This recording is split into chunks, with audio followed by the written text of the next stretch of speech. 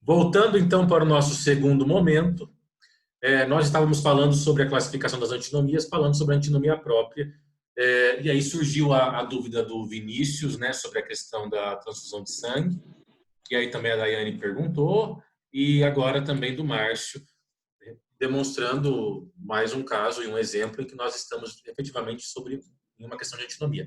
No caso do Márcio, é uma antinomia própria. No caso do Vinícius, é uma antinomia principiológica, porque nós estamos em embates de princípios. E isso vai acontecer bastante.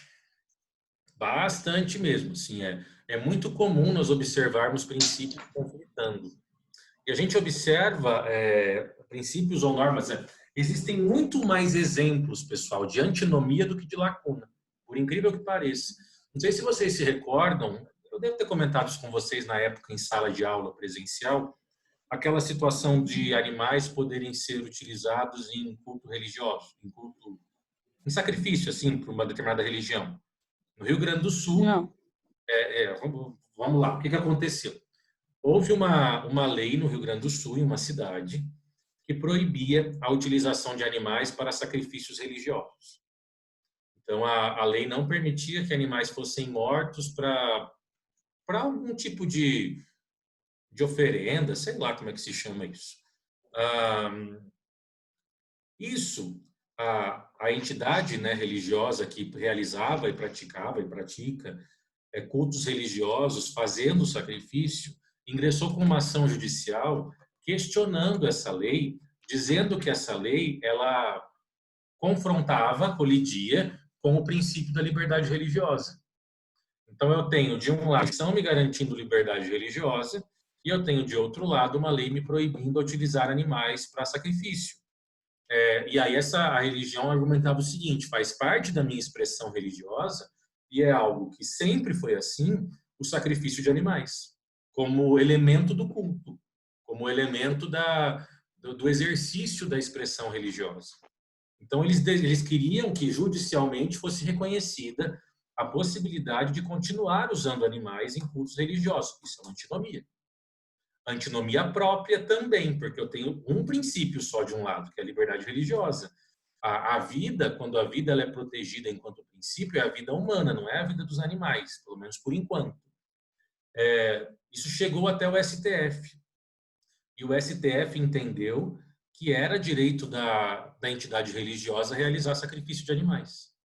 E ele afastou a aplicação da norma do município, permitindo que aquela entidade realizasse sacrifício de animais, e aí o animal que eles costumavam, galinha, cabra, sei lá o que mais, como elemento de culto.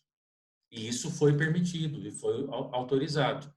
E um dos argumentos, que foi o argumento forte, além da questão da liberdade religiosa, mas uma das coisas que pesou e pesou de maneira favorável à entidade religiosa é que eles disseram o seguinte: olha, a gente mata os animais, e eles são objeto de culto. Primeiro, eles são mortos não de uma maneira cruel, e aí é uma coisa bem entre aspas, né? Porque quando que não é cruel matar qualquer coisa, né? Mas eles são mortos de uma maneira rápida, até para não ficar sofrendo, e depois todas as pessoas que participam da religião se alimentam do animal. Eles utilizam esse animal, preparam ele, e aí se alimentam. E o argumento era o seguinte: se as pessoas podem matar açougues o animal da maneira como bem entender, e muitas vezes de forma extremamente cruel, por que a gente não pode matar de uma maneira muito mais rápida e tranquila, sendo que depois a gente vai dar a mesma destinação, que é alimento? Porque esses animais não são jogados fora. E aí se entendeu que essa coisa de prestar culto, usar o sangue para o ritual, era só uma coisa a mais. Mas como a finalidade também era a alimentação, estava tudo certo. É um embate. Eu tenho duas posições contrárias. Num primeiro momento, não posso fazer, num outro momento, posso fazer, e aí? É a discussão. Estamos diante de antinomia. E isso vai aparecer inúmeras vezes. Tá? Então, antinomia própria, a mesma conduta, ela aparece ao mesmo tempo permitida e proibida. No caso do sacrifício de animais, qual que é a conduta? Matar um animal para uma parte da prática religiosa. A conduta é uma só. Aí eu tenho uma lei dizendo, isso está proibido. eu tenho uma regra da Constituição dizendo liberdade religiosa. Ou seja, eu interpreto o mesmo ato de duas maneiras completamente diferentes, uma permitindo e outra proibindo. Isso é claramente uma antinomia. Tá bom? A próxima classificação de antinomia que nós temos é a chamada antinomia imprópria. E o que é uma antinomia imprópria? Na antinomia imprópria, pessoal, e eu peço que você preste atenção aqui, existe uma valoração diferente. É como se o legislador colocasse um peso muito diferente entre previsões, entre duas previsões, e acaba não tendo sentido essa valoração diferenciada. Como exemplo, isso vai ficar bem tranquilo de você entender. Preste atenção. Artigo 129 do Código Penal. Ofender a integridade corporal ou a saúde de alguém. É o crime de lesão corporal. Qual é a pena para lesão corporal simples? Detenção de 3 meses a 1 ano. Quando o artigo 129 fala sobre lesão corporal, ele regulamenta a lesão corporal dolosa, que é a lesão corporal intencional. A pessoa praticou a lesão corporal, machucou alguém, feriu alguém, com consciência e com vontade de ferir. Você vai estudar que dolo significa consciência e vontade. Ok? Pena de 3 meses a 1 ano. Agora dá uma olhada no Código de Trânsito Brasileiro, CTB, artigo 303. E aí eu tenho praticar lesão corporal culposa, ou seja, sem querer, na direção de veículo automotor. Então, se eu pego o meu carro e sem ter desejado fazer isso, eu atropelo alguém ou machuco uma pessoa e eu pratico lesão corporal culposa, porque culpa é negligência, imprudência e imperícia, não quis o resultado, né? Qual é a minha pena? Prevista no Código de Trânsito, detenção de 6 meses a 2 anos. Aí a gente olha para essas duas previsões e fala o seguinte, bom, se eu machuco alguém, cato um pedaço de pau e dou na cabeça de alguém, porque eu quero fazer isso, a minha pena é de 3 meses a 1 ano. Agora, se eu pego o meu carro e sem querer, a embreagem escapa do meu pé, e eu acabo encostando numa pessoa, essa pessoa cai e se rala, a minha pena é de 6 meses a 2 anos, é o dobro. Então, o legislador valorou de uma maneira um pouco absurda, porque ele colocou que é mais reprovável machucar alguém sem querer do que machucar alguém querendo. Você percebe como isso é uma coisa absurda? O que isso quer dizer na prática? Se você for um advogado criminalista, por exemplo, e aí você recebe um cliente que fala assim, nós estou respondendo um processo porque eu estava parado no semáforo, tinha uma senhorinha atravessando, grudada com o meu carro, e eu me distraí, fui virar para trás. No que eu virei para trás, tirei o pé da embreagem, o carro deu aquele pulo, pegou a senhorinha caiu, quebrou a perna. Pratiquei lesão corporal no veículo automotor. E eu estou respondendo por lesão corporal culposa, artigo 303. E a minha pena vai ser entre 6 meses a 2 anos. E aí você vai poder olhar para o cara e falar, olha, se você disser para o juiz que você quis atropelar a velhinha, do tipo, detesto gente velha, vou atropelar a velha, a tua pena vai ser menor. Isso não é um absurdo? É nesse aspecto que a gente pode estar diante dessa outra modalidade de antinomia, a chamada antinomia imprópria. Por quê? Porque a maneira como se valorou, nesse caso, como se quantificou a pena, ela não tem sentido. Se eu fosse parar para pensar no que seria razoável, quando uma pessoa pratica um crime querendo praticar, a pena tem que ser maior do que quando uma pessoa pratica um crime sem ter tido desejo ou vontade, né? Para mais qualquer coisa que quiserem votar. Estou vendo espaço para mais uma É isso, gente. Tá compreendendo isso? Tranquilo? Essa questão da antinomia imprópria? Sim. Então, é uma situação de interpretação. A gente já teve uma, mas ela acabou sendo revogada. Mas talvez você já tenha ouvido falar sobre isso. Quando foi feita a Lei de Crimes Ambientais, que é uma lei de 1998, tinha lá uma previsão que os crimes ambientais seriam inafiançáveis. Ou seja, que não seria suscetível à fiança, a um pagamento para a pessoa sair. Fiança é quando o delegado ou o juiz estabelece um valor para a pessoa pagar e sair da cadeia. E aí, em crimes mais graves, em algumas situações, entende-se que o crime é inafiançável, não tem um valor ali para pagar para a pessoa sair. E aí havia uma previsão, que não existe mais, na Lei de Crimes Ambientais, que dizia que, por exemplo, pegar um papagaio no Mato Grosso e trazer para o Paraná era um crime inafiançável. Você não conseguiria pagar e sair da cadeia. E aí você ia para o Código Penal e, no homicídio simples, matar alguém sem requintes de crueldade ou de maneira qualificada, o homicídio simples ele é afiançável. Eu tenho a possibilidade de pagar uma fiança e sair. E aí isso gerou um bombardeio de crítica, porque a fala era o seguinte, gente, é melhor eu matar uma pessoa do que matar um passarinho. Porque se eu mato um passarinho, eu não vou conseguir pagar para sair da cadeia. Se eu mato uma pessoa, dependendo de como foi o homicídio, eu pago e saio. Mais uma vez, nós estamos diante de uma antinomia imprópria, de uma dificuldade de valoração, de ponderação, do que de fato deveria ser mais importante, a vida das pessoas ou a vida de um pássaro, de um animal qualquer da fauna, né? Então, ou o corte de uma árvore, por exemplo. Cortava uma árvore, não tinha fiança. Dava um tiro na cabeça de uma pessoa, tinha fiança. Ou seja, isso é no mínimo contraditório, ou no mínimo questionável. Então, isso seria o exemplo dessa nossa chamada antinomia imprópria, certo? Nós temos outras classificações de antinomia aqui. A antinomia ela pode ser de direito interno. E o que é uma antinomia de direito interno? Vou escrever aqui para você no chat. Então, a CDE, porque eu estou continuando ali, comecei lá atrás no ar, né? Antinomia de direito interno. Quando a contradição é verificada entre normas brasileiras. Quando a gente fala de direito interno, a gente está falando de direito nacional. Normas que foram produzidas internamente no Brasil, direito nacional, tá? Isso é norma de direito interno. Antinomia de direito internacional, aí acaba sendo bastante tranquilo, né? Quando a contradição é verificada entre normas internacionais, ou seja, entre tratados internacionais, por exemplo, né?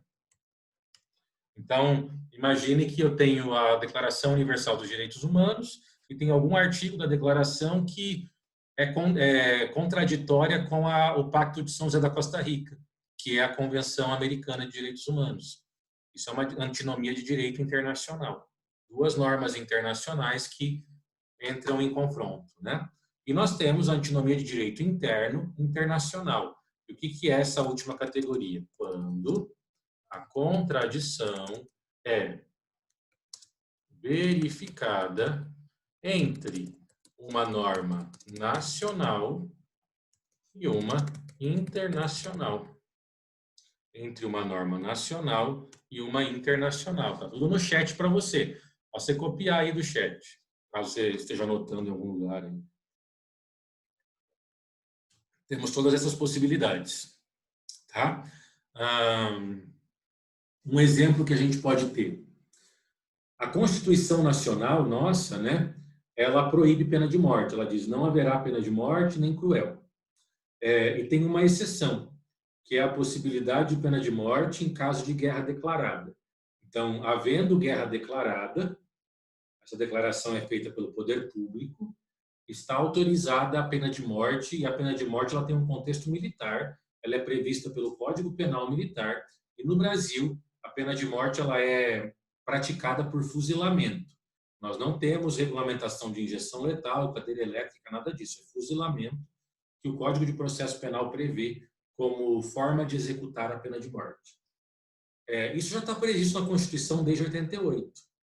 E depois de 88, o Brasil assinou vários tratados internacionais, vários, entre eles o Pacto de São José da Costa Rica, que é a Convenção Americana de Direitos Humanos. Pela Convenção Americana, é proibido a prática da pena de morte. Não se aceita a pena de morte pela Convenção Interamericana. E aí? Se houver uma situação de guerra declarada no Brasil, apesar que é algo muito difícil, porque o Brasil é um país bastante pacífico, nós teremos uma antinomia interna internacional. Porque a Convenção não permite pena de morte e, na hipótese de guerra declarada, o Brasil permite a pena de morte. E aí, como que a gente vai resolver isso? A gente vai ver os critérios. Mas é uma antinomia, perceba, a mesma conduta ela aparece ao mesmo tempo proibida e permitida. Então, são todos esses embates que nós verificamos. E outra, eu dou uma solução para esse caso concreto. Então, esse caso que eu acabei de comentar com vocês tem uma solução. Agora, se o Brasil, como muito tem se falado, decide mudar a Constituição, criar uma nova Constituição. Então, revoga-se a Constituição atual para entrar em cena um novo texto constitucional. E essa nova Constituição prevê pena de morte. E prevê pena de morte, assim, podendo ser aplicada em momentos regulares, sem precisar ser em caso de guerra. A solução é outra. Por causa do momento em que ela foi prevista. Porque a gente tem que atentar. Hoje, a pena de morte excepcional, ela foi prevista antes do Brasil aderir a um tratado internacional. Se o Brasil agora muda a Constituição e coloca a pena de morte, eu tenho uma pena de morte prevista posterior ao Brasil firmar um tratado internacional. Então, os resultados serão distintos, serão diferentes. E você vai entender para qual caminho a teoria nos diz que irá ao final da nossa conversa sobre esse assunto, sobre antinomia. Vamos seguir. Quais são os critérios para eu solucionar uma antinomia, para eu resolver esse problema e parar de ficar na dúvida do que aplicar? Nós temos primeiro os critérios básicos. Nós temos 3 critérios básicos. Critério hierárquico, critério da especialidade e critério cronológico. Então, agora nós estamos diante dos critérios. Vamos anotar isso, então. Critérios. Bom, coloquei para você a terminologia em latim de cada um desses critérios, o material já foi postado para você, então você não precisa anotar. O hierárquico, lex superior, derogate, lege inferior. O que isso significa? Critério hierárquico, lei superior se sobrepõe, vale mais ou derroga, se sobrepõe sobre lei inferior. Então, lei superior se sobrepõe sobre lei inferior. Isso é o critério hierárquico. Então, uma norma jurídica hierarquicamente superior, ela vai valer mais do que uma norma jurídica hierarquicamente superior. O que eu quero dizer com isso? Se eu tenho um conflito entre um artigo da Constituição e um conflito entre um artigo do Código Civil, porque eles têm previsões opostas, vai vencer o artigo da Constituição. Por quê? Porque a Constituição é norma hierarquicamente superior ao Código Civil. Tudo bem? Então, esse é o primeiro critério que nós temos, o critério da hierarquia. Segundo critério que nós temos é o critério da especialidade. Lei especial. Lembrando sempre que o termo especial para o direito é especial de especialista, tá? Não é especial de mais importante. Sempre que você ler no direito termo especial, jurisdição especial, justiça especial, de justiça especializada, de jurisdição especializada, e aqui é de lei especializada. Lei especial se sobrepõe sobre lei genérica ou lei geral. Então,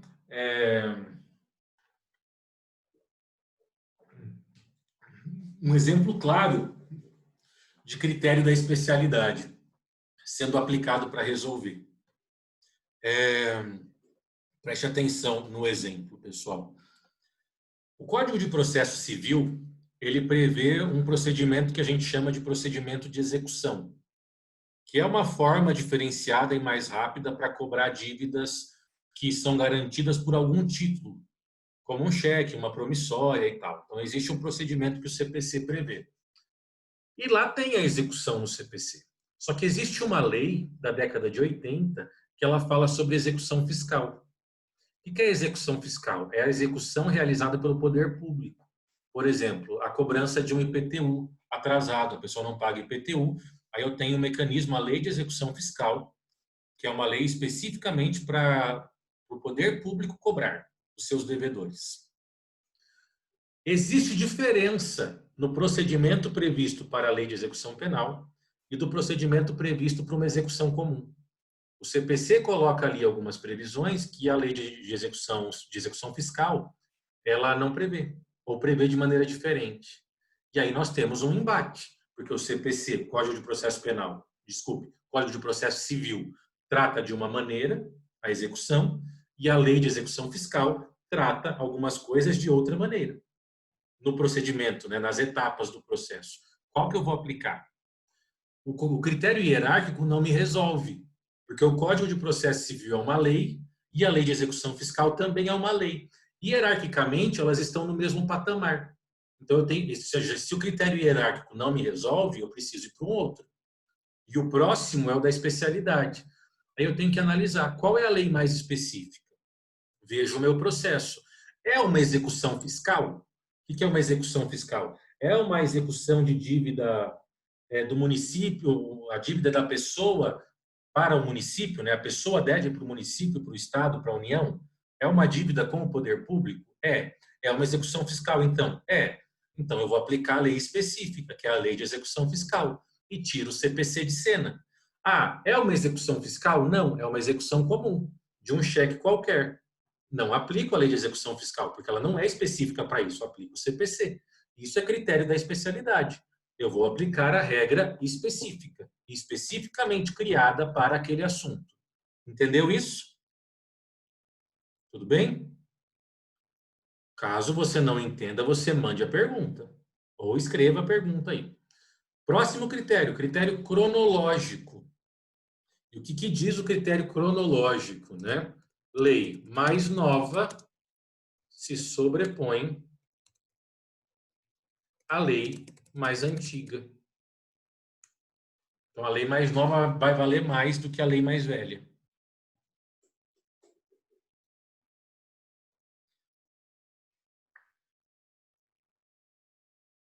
Então, aqui eu vou olhar para a data da lei. E se eu tiver alguma contradição entre duas leis, eu olho qual é a lei mais recente, aplico a lei mais recente. E agora você precisa verificar qual é a ordem de observação desses critérios, né? Porque eu não vou usar os três ao mesmo tempo, porque um só é suficiente. O critério mais importante que nós temos é o hierárquico, eu coloquei na ordem para você. Então, a primeira coisa que você vai tentar usar para solucionar é o critério hierárquico. Agora, se as normas não forem hierarquicamente diferentes, não dá para usar ele. Aí eu vou para o critério da especialidade.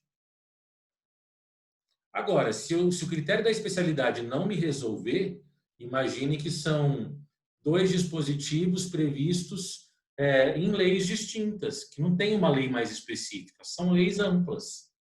Da especialidade não me resolve. Aí eu vou para o critério cronológico.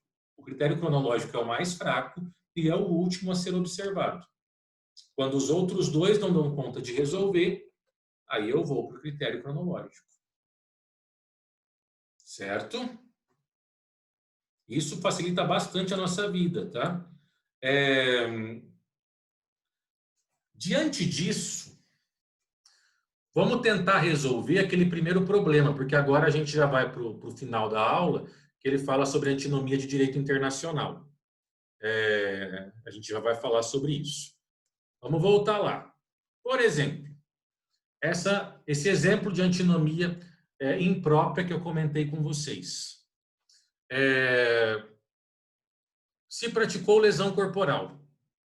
Então, eu estou dentro da FAP, e aí, por conta de algum problema que eu tive, eu me envolvo em uma briga com um colega de sala que eu não gosto, porque a gente não gosta de todo mundo mesmo, né? Faz parte da existência em sociedade, e nem todo mundo gosta da gente também faz parte da existência em sociedade. Então, você se envolve em um conflito com um indivíduo da sua sala, e nisso você acaba deixando a pessoa machucada. E você ficou de boa. Você saiu vitorioso. Essa pessoa vai até a delegacia e realiza ali uma notícia crime, um relato. Ela relata que você a machucou, bateu nela, enfim, deixou ela com várias escoriações.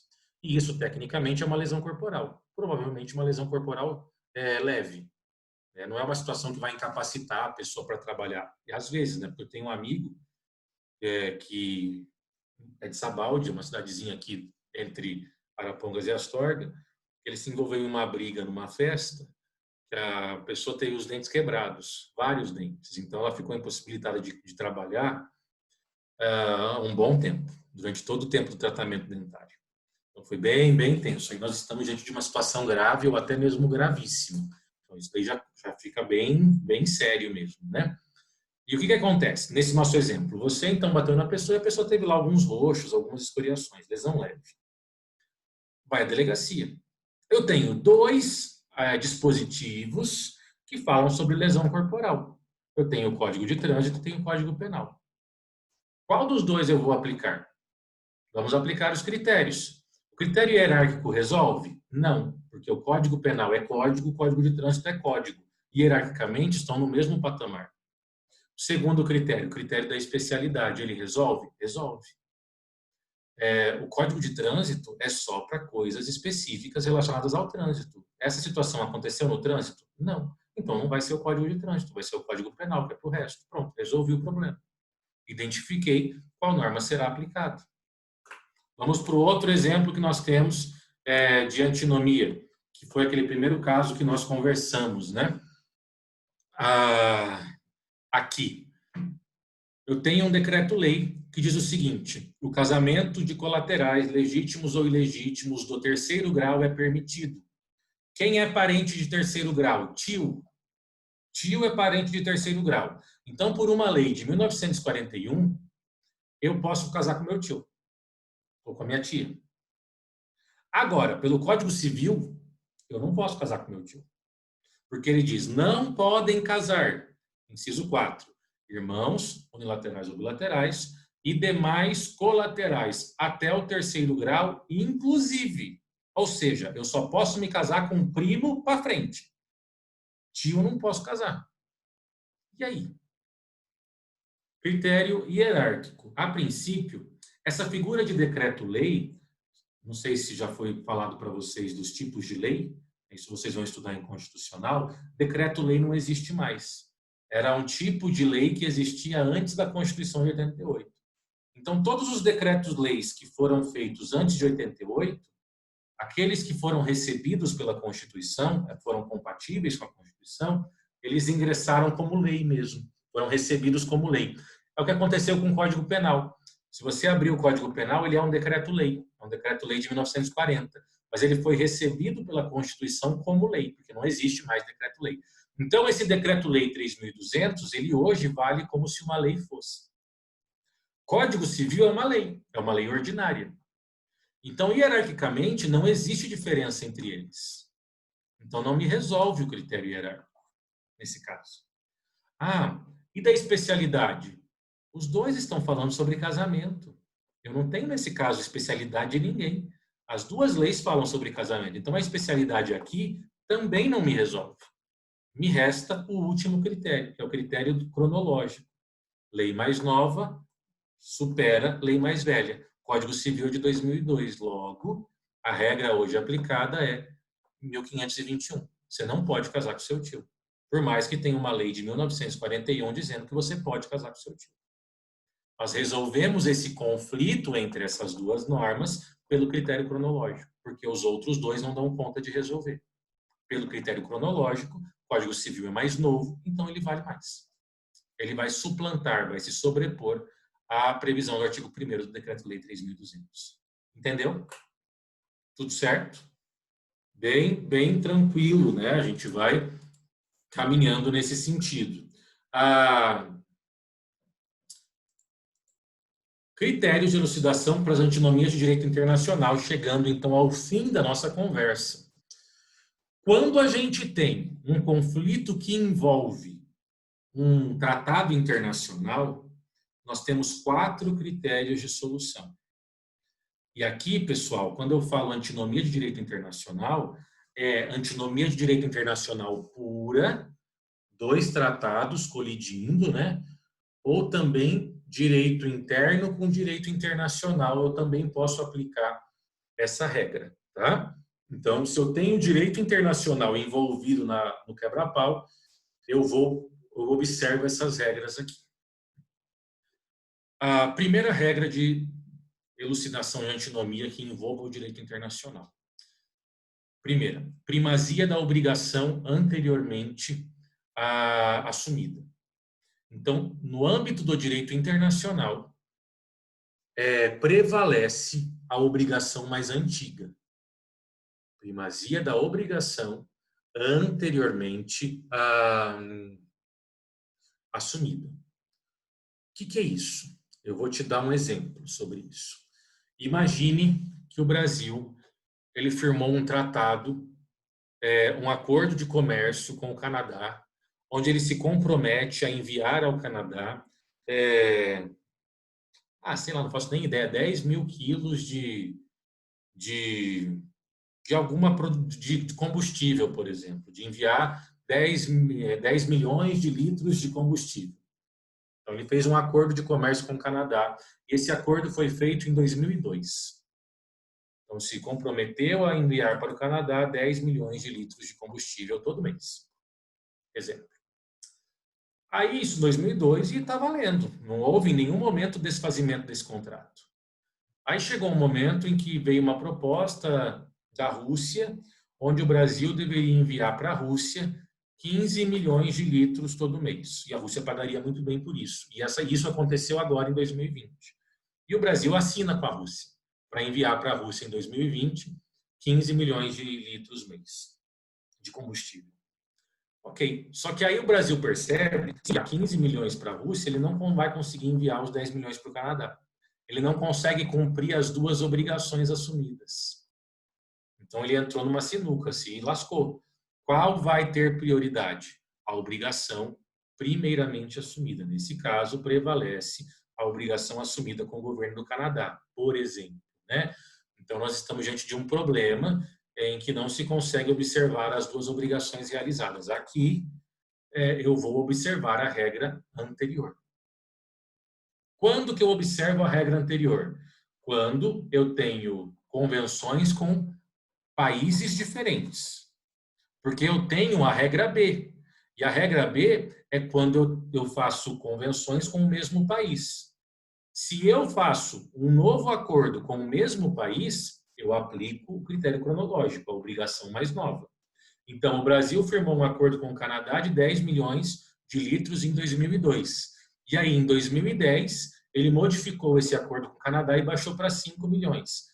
Quanto que o Brasil tem que fornecer? 5 milhões. Se a outra parte é a mesma entidade, é o mesmo país, eu vou respeitar a obrigação mais nova. Agora, se eu tenho países distintos nessa relação, eu vou observar a primeira obrigação contraída, a obrigação mais antiga. Então, nós precisamos ver essa peculiaridade no âmbito do direito internacional. Terceiro critério, lei especial revoga lei geral. Aqui é o critério da especialidade. O critério C é o critério da especialidade. Então, se eu tenho algum tratado internacional específico, ele vai valer mais sobre um tratado internacional geral, genérico, que é a mesma lógica da especialidade. E, por fim, o critério D, lei superior vale mais do que lei inferior. Aqui é o critério hierárquico.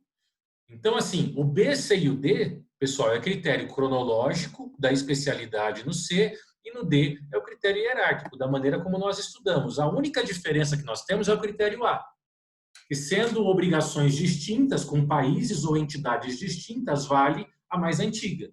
Do resto, é a mesma regra que a gente usou antes para a antinomia interna. Só que daí a gente tem que parar para pensar, como assim? No âmbito internacional e a hierarquia. Tratado internacional não é tudo tratado internacional? Não. Entende-se, no âmbito do direito internacional, que tratados internacionais de direito humano vale mais do que outros tratados. Então, hierarquicamente falando, um tratado internacional de direitos humanos, ele é superior. ele tem um valor maior. Ok? Dá uma olhadinha aí em todo o material, a gente vai cair a qualquer momento, tem menos de 1 minuto. Anote suas dúvidas e manda para mim. Na próxima aula, eu retomo respondendo essas dúvidas de vocês, que agora não vai dar tempo. Tenham todos uma excelente semana, boa noite, bom final de semana, fiquem bem, fiquem com Deus, se cuidem. Até mais, gente. Tudo de bom. Tchau, tchau.